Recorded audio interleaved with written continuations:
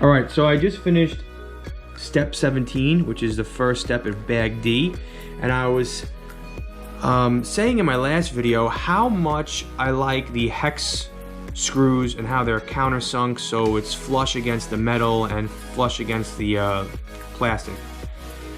What I noticed here when I was building the shock tower is that right here and right here there's openings in the plastic where you put the nut into, and it's molded to the shape of the nut, so the nut goes in, and then from behind, I know this sounds really bad, the screw goes in and goes all the way through, and that's how you tighten the screw, and the nut is held in place by the nylon resin around it that's, like I said, molded to the nut.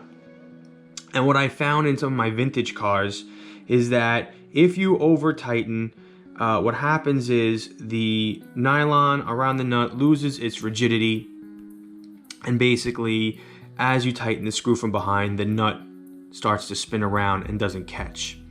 And that's not really an issue right now because this is new plastic and it's brand new.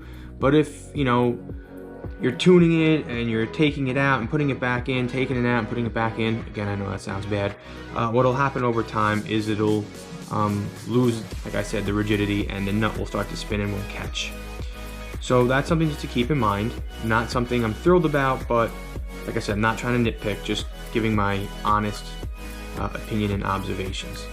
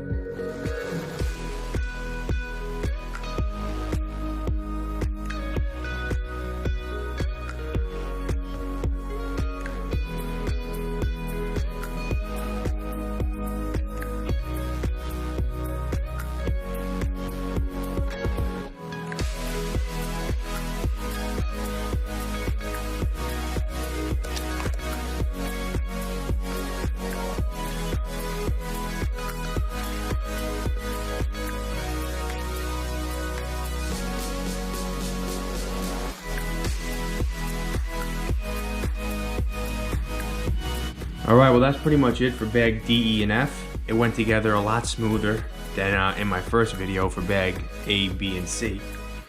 All that's left to do really is get this top radio plate, as the instruction manual calls it. I call it an upper chassis plate, mounted. But first I gotta get the servo and the ESC installed. And then I have to figure out also what speed control and motor I'm going to use in here. But I don't know, I'll figure that out. And that's pretty much it, and then get the body painted up. As far as the build, definitely loving it. And definitely digging these shocks, man. I love these two-tone shocks with the black springs in the front and the gold in the back. Also, what I love about these shocks is that it's all one piece. There's no shock cap.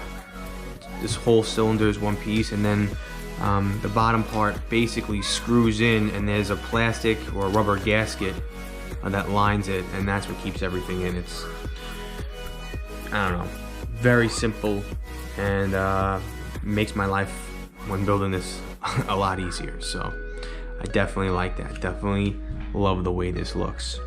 All right. So with that, I hope you enjoyed this video, and if you have not done so already, please subscribe, hit the bell for most recent notifications when I post something to my channel. And I'll check you all in episode 3 of the KYOSHO Ultima build. Hey, like my video? Then give it a thumbs up. And if you're into RC, please consider subscribing to my channel to check out some of my other vintage RC content.